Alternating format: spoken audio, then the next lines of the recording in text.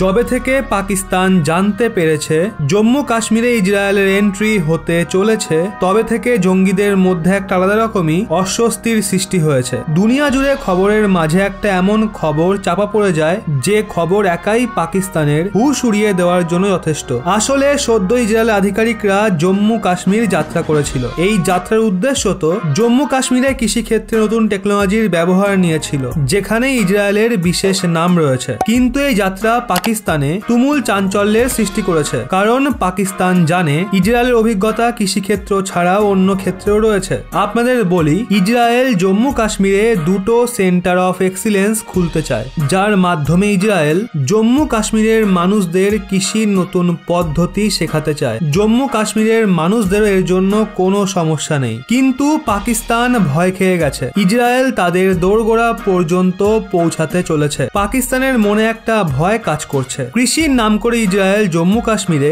অন্য কোনো মতলব আসবে না তো। পাকিস্তান ভাবছে সেন্টার অফ এক্সিলেন্স আড়ালে ইসরায়েল এই এলাকাতে ভারতকে সাহায্য করার জন্য নিজের গোয়েন্দা সংস্থাও মজবুত করতে পারে। পাকিস্তান জানে যদি ইসরায়েলের এলাকাতে নিজের গোয়েন্দা সংস্থাকে মজবুত করে ফেলে, তাহলে তাদের বেঁচে থাকা কিছু জঙ্গি নেটওয়ার্কও পুরোপুরি ধ্বংস হয়ে যাবে। এখন এই ভয়টা পেয়েই পাকিস্তান দ্বারা পালিত একটা জঙ্গি সংগঠন ইসরায়েলকে হুমকি দিয়ে দিয়েছে। এই জঙ্গি সংগঠন বলেছে যদি ইসরায়েল জম্মু কাশ্মীরে আসে, তাহলে তাদের আধিকারিকদের ওপর হামলা করা হবে আর ইসরায়েলকে ওখানে কাজ করতে দেওয়া হবে না। কাশ্মীর ফাইট নামের এই জঙ্গি সংগঠন স্থানীয় মানুষদেরও হুমকি দিয়েছে। এই জঙ্গি সংগঠন কাশ্মীরের মানুষদের বলেছে তারা ইসরায়েলিদের তাদের জমি যেন না দেয়, নয়তো তাদেরও টার্গেট করা হবে। এখন আপনারা শুধু আন্দাজ করুন, ইসরায়েল তো শুধু জম্মু কাশ্মীরে আসার ইচ্ছা প্রকাশ করেছে, তাও আবার কৃষিক্ষেত্রের জন্য। কিন্তু এই চিন্তাতেই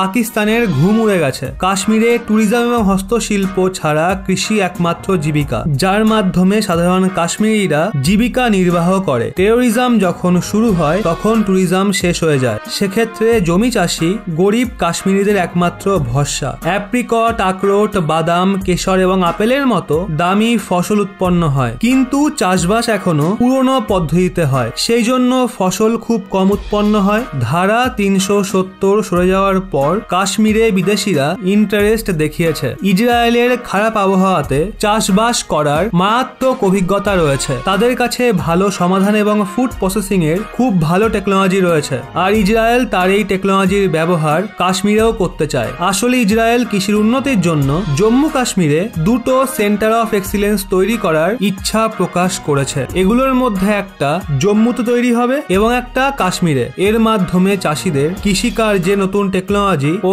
ফুড প্রসেসিং এ টেকনোলজি শেখানো হবে। মানে এটা ওই চাবি যেটার মাধ্যমে সাধারণ গরিব কাশ্মীরিদের জীবন বদলানো যাবে। কিন্তু জঙ্গিদের এটা পছন্দ হয় না, কারণ জঙ্গিরা কখনোই চায় না কাশ্মীরের উন্নতি হোক এবং সাধারণ গরিব কাশ্মীরিদের ভাগ্য বদলাক। আসলে পাকিস্তান এবং তাদের পালিত জঙ্গিদের এটাই আসল রূপ। কথায় তো তারা কাশ্মীরিদের ভালোর জন্য রক্ত ঝরাচ্ছে, কিন্তু বাস্তবে তাদের মেন এজেন্ডা কাশ্মীরকে বহু বছর পিছিয়েই রাখা। তো বন্ধুরা, এই নিয়ে আপনাদের কি মতামত তা নিচে কমেন্টে অবশ্যই জানান।